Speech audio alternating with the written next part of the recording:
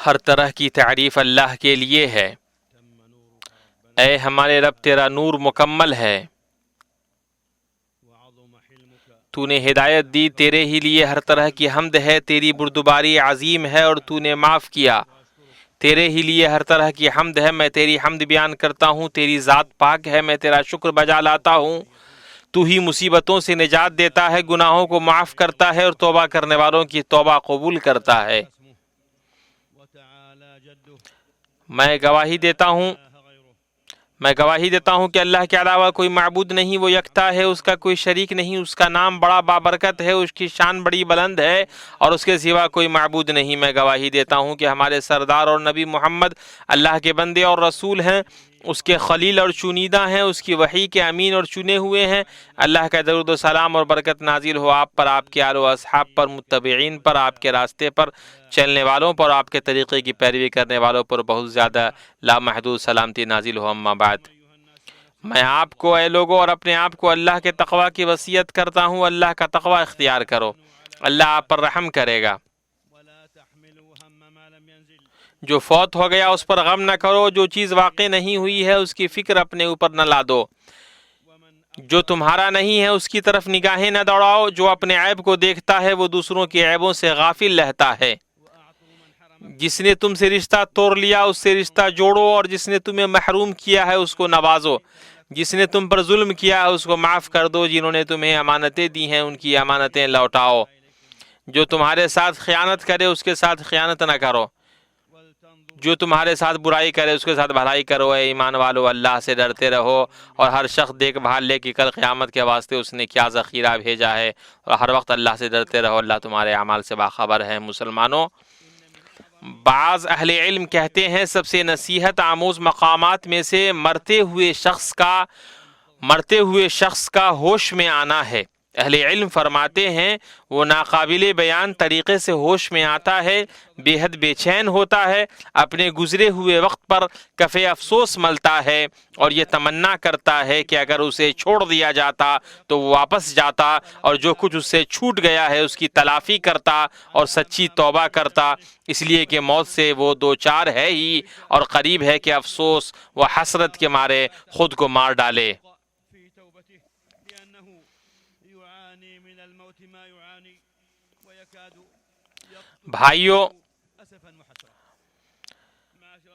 بھائیوں، مردوں کی زندگی کے مواقع ختم ہو گئے ہیں، انہوں نے آخرت دیکھ لی ہے، اپنے ما لہو اور ما علیہ کی ان کو معرفت ہو گئی ہے، انہوں نے جان لیا کہ وہ جن نعمتوں میں تھے کیا انہوں نے ان کی حفاظت کی، جو اوقات گزارا کیا ان میں اچھا عمل کیا، وہ وہاں کس حسرت و ندامت میں ہیں۔ وہ لوگوں کے درمیان زندگی گزار رہے تھے، اب وہ زمین کے نیچے چلے گئے، وہ موجود تھے اب قبروں میں ہیں، اپنے اعمال کے ہاتھوں گروی ہیں اور چھوڑے نہیں جائیں گے۔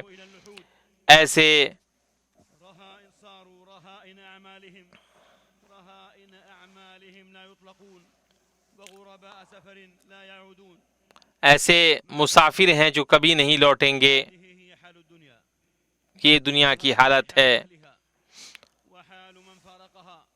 اور یہ ایسے مسافر ہیں جو کبھی نہیں لوٹیں گے، یہ دنیا کی حالت ہے اور یہ ان کے گھر والوں کا اور ان سے جدا ہونے والوں کا حال ہے۔ لیکن یہاں عجیب معاملہ اور انوکھی صورتحال کے ساتھ غور کرنے کی جگہ ہے جسے قرآن و حدیث میں بیان کیا گیا ہے۔ ایک ایسا معاملہ ہے جو ان مردوں کی صورتحال کو بیان کرتا ہے جس میں نصیحت، عبرت اور درس ہے، بلکہ اس میں ان لوگوں کے لیے جن کو اللہ توفیق دے اور مدد کرے ان کے لیے جلدی اور پہل کرنے کا مقام ہے۔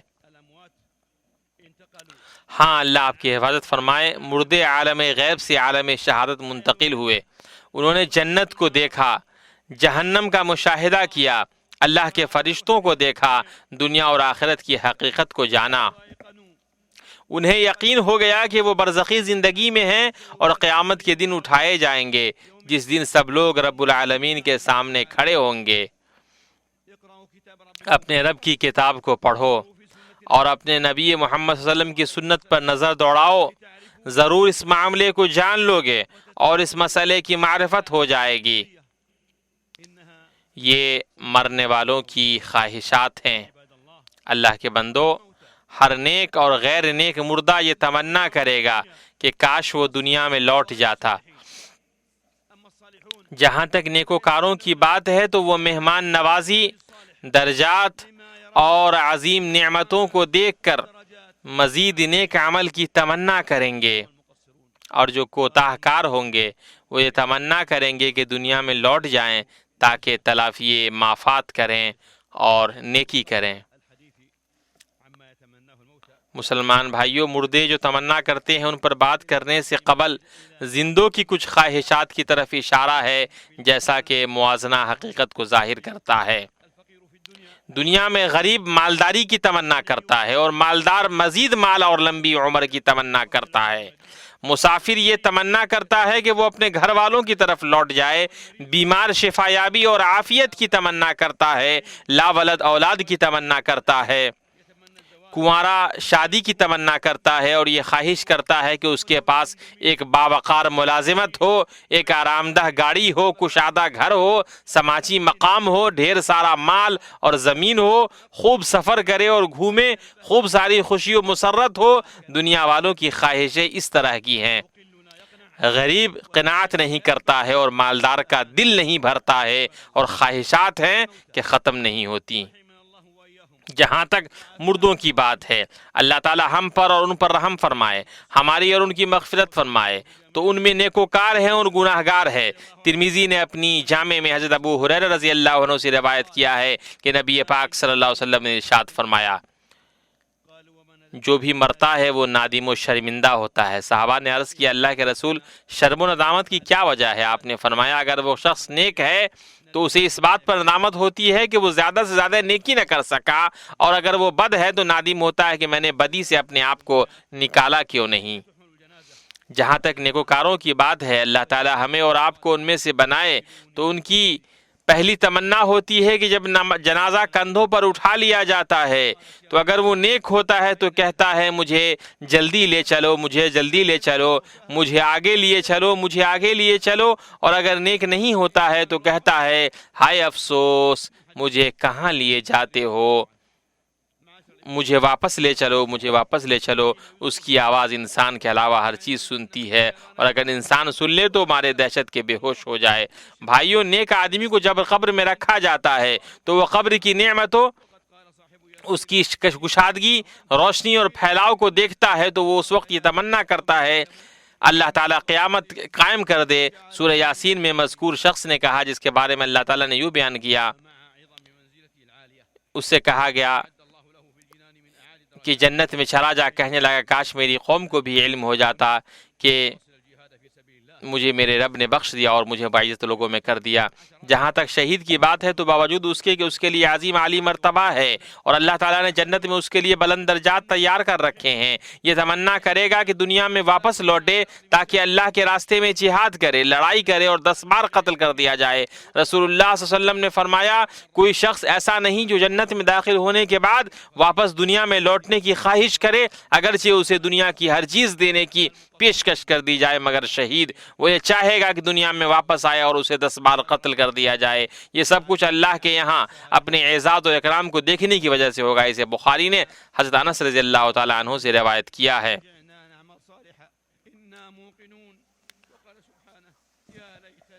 یہاں تک گناہگاروں کی بات ہے تو ان کی خواہشوں کے بارے میں اللہ عز و جل نے فرمایا، کہتا ہے کہ اے میرے پروردگار، مجھے واپس لوٹا دے کہ اپنی چھوڑی ہوئی دنیا میں جا کر نیک اعمال کر لوں۔ دوسری جگہ اللہ نے فرمایا، اے ہمارے رب، ہم نے دیکھ لیا اور سن لیا، اب تو ہمیں واپس لوٹا دے، ہم نیک عمل کریں گے، ہم یقین کرنے والے ہیں۔ دوسری جگہ اللہ نے فرمایا، کاش کہ میں نے اپنی زندگی کے لیے کچھ پیشگی سامان کیا ہوتا، کاش کہ کسی طرح میرا لوٹ جانا ہوتا تو میں بھی نیکوکاروں میں ہو جاتا۔ آپ صلی اللہ علیہ وسلم کا ایک قبر سے گزر ہوا، آپ نے پوچھا، یہ کس کی قبر ہے؟ لوگوں نے کہا، فلاں کی۔ آپ علیہ السلام نے فرمایا، 2 رکعتیں اس صاحب قبر کو باقی دنیا سے زیادہ پسندیدہ ہے۔ ایک دوسری روایت میں ہے، 2 ہلکی رکعتیں جسے تم کمتر سمجھتے اور نفلی طور پر ادا کرتے ہو، انہیں یہ بندہ بطور اضافی عمل کرتا ہے، اس صاحب قبر کو باقی دنیا سے زیادہ پسندیدہ ہے۔ اور دوسرا واپس لوٹنے کی تمنا کرے گا تاکہ اللہ تعالیٰ کے لیے صدقہ کرے۔ قرآن کریم میں ہے، اور جو کچھ ہم نے تمہیں دے رکھا ہے اس میں سے ہماری راہ میں اس سے پہلے خرچ کرو گے تم میں سے کسی کو موت آ جائے تو اس وقت وہ کہے کہ اے میرے پروردگار مجھے تو تھوڑی دیر کے لیے مہلت کیوں نہیں دیتا کہ میں صدقہ کروں اور نیک لوگوں میں سے ہو جاؤں۔ حافظ ابن رجب رحمہ اللہ فرماتے ہیں مردوں کی قبروں میں غائب درجے کی خواہش ایک گھڑی کی دنیاوی زندگی ہوتی ہے تاکہ وہ توبہ اور اعمال صالحہ کے ذریعے تلافی مافات کر لیں۔ دنیا کے لوگ اپنی زندگیوں کو برباد کرتے ہیں، چنانچہ ان کی زندگی غفلت میں ضائع ہو جاتی ہے اور ان میں سے بعض اپنی زندگی کو گناہوں میں کاٹ دیتے ہیں۔ مسلمانوں، ایسے مردے بھی ہیں جن کا اجر ان کی قبروں میں بھی جاری رہتا ہے۔ حضرت ابو ہریرہ سے روایت ہے کہ رسول اللہ نے فرمایا جب انسان مر جاتا ہے تو اس کے عمل کا سلسلہ بند ہو جاتا ہے سوائے تین چیزوں کی، ایک صدقہ جاریہ، دوسرا ایسا علم جس سے لوگ فائدہ اٹھائیں، اور تیسرا نیک و صالح اولاد جو اس کے لیے دعا کرے۔ اس حدیث کو مسلم نے روایت کیا ہے۔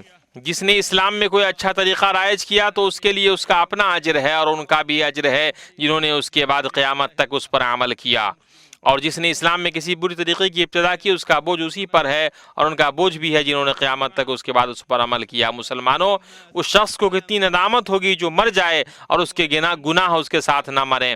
وہ تمنا کرے گا کہ دنیا میں واپس جائے تاکہ اپنے ہاتھوں کے کیے ہوئے گناہوں سے جان چھوڑائے۔ انسان مر جائے تو اس کے لیے رونا نہیں ہے، لیکن اگر توبہ چھوٹ جائے تو اس کے لیے رونا ہے۔ بھائیوں، انسان مر جائے تو اس کے لیے رونا نہیں ہے، لیکن اگر توبہ چھوٹ جائے تو اس کے لیے رونا ہے۔ بھائیوں، مرنے والوں کو ضرورت ہے کہ ان کے تعلق سے محمد صلی اللہ علیہ وسلم کے طریقے کے مطابق عمل کیا جائے، لہٰذا ان کے لیے وہ چیزیں انجام دیں جن کی اجازت شریعت نے دی ہے، جیسے دعا، صدقہ، قرض کی ادائیگی، حج اور عمرہ وغیرہ۔ اللہ کے بندو، اگر ایسی بات ہے تو جب تک تمہاری روحیں تمہارے جسم میں ہیں کثرت سے طاعتوں کو انجام دو، اعمال صالحہ کے لیے کوشش کرو اور برائیوں سے بچو۔ جب تک تم دنیا میں رہو اللہ اور اس کے رسول کی اطاعت کرو، اپنے اعمال کی اصلاح کرو اور اپنے آپسی تعلقات کو درست کرو۔ بس چند دن ہیں کہ تم اپنے اعمال سے ملو گے اور جو کچھ تم نے کمایا ہے اس کا سامنا کرو گے۔ دنیا عمل کی اور آخرت بدلے کی جگہ ہے۔ جو یہاں عمل نہیں کرے گا وہاں ندامت اٹھائے گا۔ ہر دن جو انسان گزار رہا ہے غنیمت ہے۔ پاؤں کے پھسلنے اور طولانی ندامت سے بچو اور فنا ہونے سے پہلے وجود سے فائدہ اٹھاؤ۔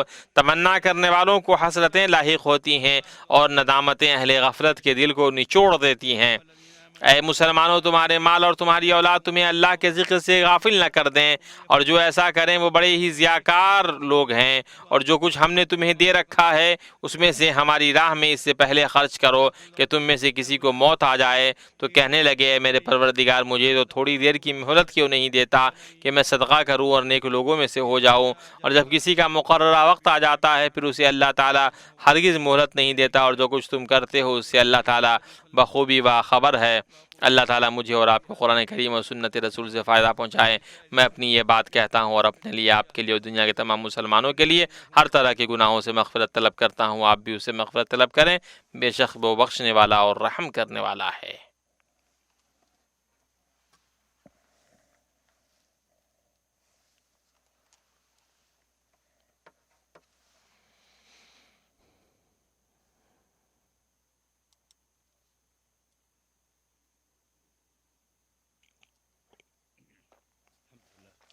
ہر طرح کی تعریف اللہ کے لیے ہے۔ جس نے ہمیں مٹی سے پیدا کیا اسی کی طرف لوٹنا اور ٹھکانا ہے۔ میں اس پاک ذات کی حمد بیان کرتا ہوں جو زندگی دینے اور لینے والا ہے، روح عطا کرنے اور قبض کرنے والا ہے۔ وہ پاک ہے اور اسی کے لیے حمد ہے۔ اس کا احسان اور بھلائی ہم پر ہمیشہ ہے۔ اس کا فضل و نوازش ہم پر پے در پے ہے۔ میں گواہی دیتا ہوں کہ اللہ کے علاوہ کوئی معبود نہیں، وہ یکتا ہے، اس کا کوئی شریک نہیں۔ تخلیق اسی کے لیے ہے اور حکم اسی کا ہے۔ میں گواہی دیتا ہوں کہ ہمارے سردار اور نبی محمد اللہ کے بندے اور اس کے رسول ہیں۔ اللہ نے آپ کی شان کو معزز کیا، آپ کے ذکر کو بلند کیا۔ اللہ کا درود و سلام اور برکت نازل ہو آپ پر، آپ کے آل و اصحاب پر، اور اچھے طریقے سے آپ کی پیروی کرنے والوں تک قیامت تک۔ بھائیوں، مرنے والوں کی پچھلی تمام تمناؤں کے ساتھ اس دنیا میں اہل ایمان کو نیک بیوی، نیک اولاد، پردہ پوشی، عافیت اور حلال رزق کی جائز خواہشات ہیں۔ اللہ کا فرمان ہے، اور وہ یہ دعا کرتے ہیں کہ اے ہمارے پروردگار تو ہمیں ہماری بیوی اور اولاد سے آنکھوں کی ٹھنڈک عطا فرما اور ہمیں پرہیزگاروں کا پیشوا بنا۔ دوسری جگہ اللہ نے فرمایا، اور بعض لوگ وہ بھی ہیں جو کہتے ہیں کہ اے ہمارے رب ہمیں دنیا میں نیکی دے اور آخرت میں بھی بھلائی عطا فرما اور ہمیں عذاب جہنم سے نجات دے۔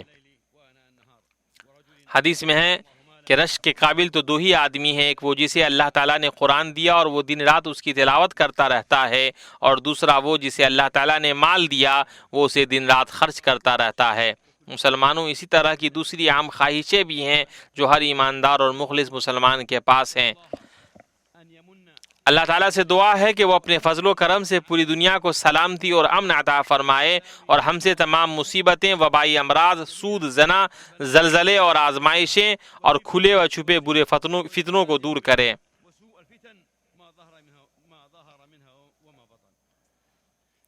ہم اللہ سے یہ بھی دعا گو ہیں کہ وہ اپنے فضل و کرم کے ذریعے مسلمانوں کے ملکوں کی حفاظت فرمائے، ان کے کلمے کو حق و ہدایت پر جمع کرے، ان کے خون کی حفاظت فرمائے، اسیروں کو آزاد کرے، ان کے شکستہ لوگوں کو جوڑے، نکالے ہوئے کو پناہ دے اور ان کے گھروں میں سلامتی اور خوشحالی پھیلائے۔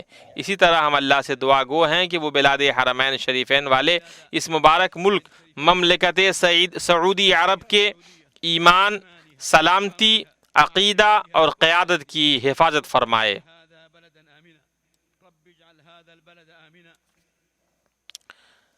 اے پروردگار تو اس جگہ کو امن والا شہر بنا، اے میرے پروردگار اس شہر کو امن والا بنا دے، تو لوگوں کے دلوں کو ان کی طرف مائل کر دے اور انہیں پھلوں کی روزیاں عنایت فرما تاکہ یہ شکر گزاری کریں۔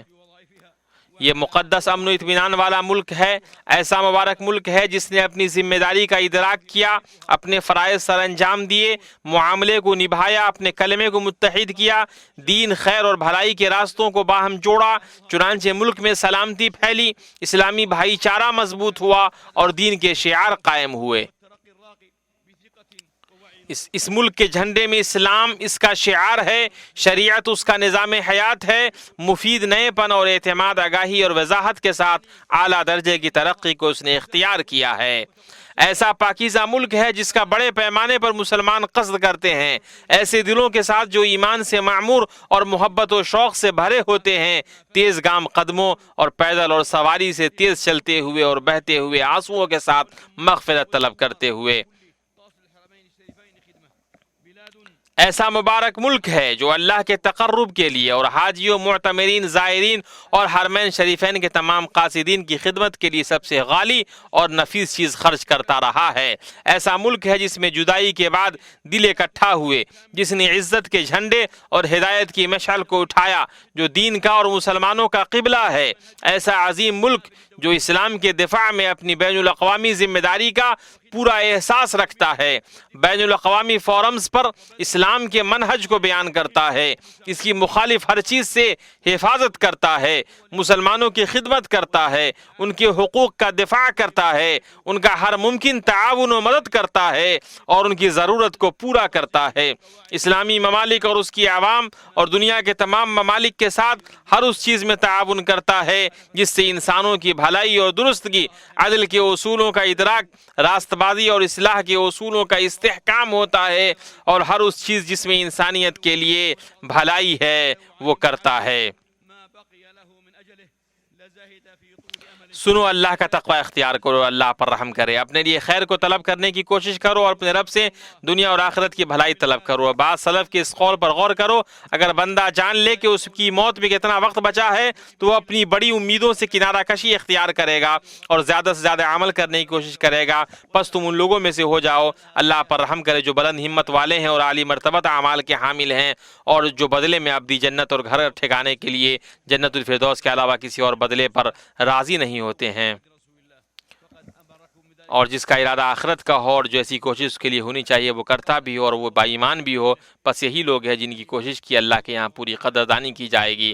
یہ سب باتیں رہیں، اور درود و سلام بھیجو ہدایت یافتہ، رحمت اور دوستگی والی نعمت تمہارے نبی محمد رسول اللہ پر، جس کا حکم تم کو تمہارے رب نے قرآن کریم میں دیا ہے، جیسا کہ اس نے فرمایا اللہ تعالیٰ اس کے فرشتے اس نبی پر رحمت بھیجتے ہیں۔ اے ایمان والو، تم بھی ان پر درود بھیجو اور خوب سلام بھیجتے رہا کرو۔ اے اللہ درود و سلام نازل فرما تیرے بندے اور رسول ہمارے نبی محمد حبیب مصطفیٰ نبی مجتبیٰ پر، ان کی بیویوں جو مومنوں کے مائیں ہیں ان پر، ان کے نیک و پاک باز اعال پر۔ اے اللہ تو خلفائے راشدین ابوبکر عمر عثمان علی اور تمام صحابہ اور تابعین اور قیامت تک ان کی درست طریقے سے پیروی کرنے والے تمام لوگوں سے راضی ہو جا۔ تو اپنے عفو و کرم اور سخاوت کے ذریعے ان لوگوں سے ہم سے بھی راضی ہو جا۔ اے اللہ اسلام اور مسلمانوں کو غلبہ عطا فرما۔ اے اللہ اسلام اور مسلمانوں کو غلبہ عطا فرما، شرک اور مشرکوں کو شکست دے، ظالم و ملحدین اور تمام دین و ملت کے دشمنوں کو رسوا کر۔ اے اللہ ہمیں ہمارے ملکوں میں امن و امان عطا فرما، ہمارے امام اور حکمرانوں کی اصلاح فرما، ہمیں ان لوگوں کے ماتحت کر جو تجھ سے ڈرتے ہیں اور تیرا تقوی اختیار کرتے ہیں اور تیری رضا چاہتے ہیں رب العالمین۔ اے اللہ ہمارے امام اور حکمراں کو تو اپنی توفیق عطا فرما، تو ان کو اپنی طاعت کے ذریعے مضبوط کر، ان کے ذریعے اپنے کلمے کو بلند فرما، انہیں اسلام اور مسلمانوں کی مدد کرنے والا بنا، ان کو، ان کے ولی عہد کو، ان کے بھائی اور مددگاروں کو اس چیز کی توفیق دے جس کو تو پسند کرتا ہے اور جسے تو چاہتا ہے، انہیں نیکی اور تقوی کی توفیق دے۔ اے اللہ مسلمانوں کے حکمرانوں کو تو اپنی کتاب اور تو اپنے نبی محمد صلی اللہ علیہ وسلم کی سنت کے مطابق عمل کرنے کی توفیق عطا فرما، انہیں تو اپنے مومن بندوں کے لیے رحمت بنا، ان کے کلمے کو حق و ہدایت پر جمع فرمائے رب العالمین۔ اے اللہ ہر جگہ مسلمانوں کی حالتوں کو درست کر دے، ان کے خون کی حفاظت فرما اور ان کے کلمے کو حق و ہدایت اور سنت پر جمع فرما، اور ملت اسلامیہ کے لیے ہدایت کا ایسا حکم صادر فرما جس میں تیری اطاعت کرنے والوں عزت ملے اور تیری نافرمانی کرنے والے ہدایت یافتہ ہو، جس کے ذریعے بھلائی کا حکم دیا جائے اور برائی سے روکا جائے، بے شک تو ہر چیز پر قادر ہے۔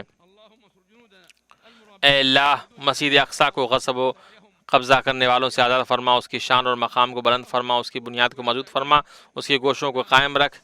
اے دعاؤں کو سننے والا، اے اللہ ہماری فوج کی مدد فرما، جو ہمارے ملک کے بارڈر پر تعینات ہیں ان کی رائے کو درست فرما، ان کے نشانے کو درست رکھ، ان کی کمر کس دے، ان کی عزائم کو مضبوط کر، ان کے قدموں کو ثابت قدم رکھ، ان کے دلوں کو جوڑ دے، ان کے دشمنوں پر انہیں مدد عطا فرما۔ اے اللہ تو اپنی حمایت کے ذریعے ان کی حمایت فرما، اپنی مدد کے ذریعے ان کی مدد فرما۔ اے اللہ ان کے شہیدوں پر رحم فرما، ان کے زخمیوں کو شفا دے، ان کو اپنے گھر والوں اور بچوں میں حفاظت فرما، بے شک تو دعاؤں کو سننے والا ہے۔ اے اللہ تو ہمارے گناہوں کو معاف فرما، ہمارے عیوب کی پردہ پوشی فرما، ہماری مصیبت کو دور فرما۔ اے اللہ ہمیں دنیا میں بھی نیکی دی اور آخرت میں بھی بھلائی عطا فرما، اور ہمیں عذاب جہنم سے نجات دے۔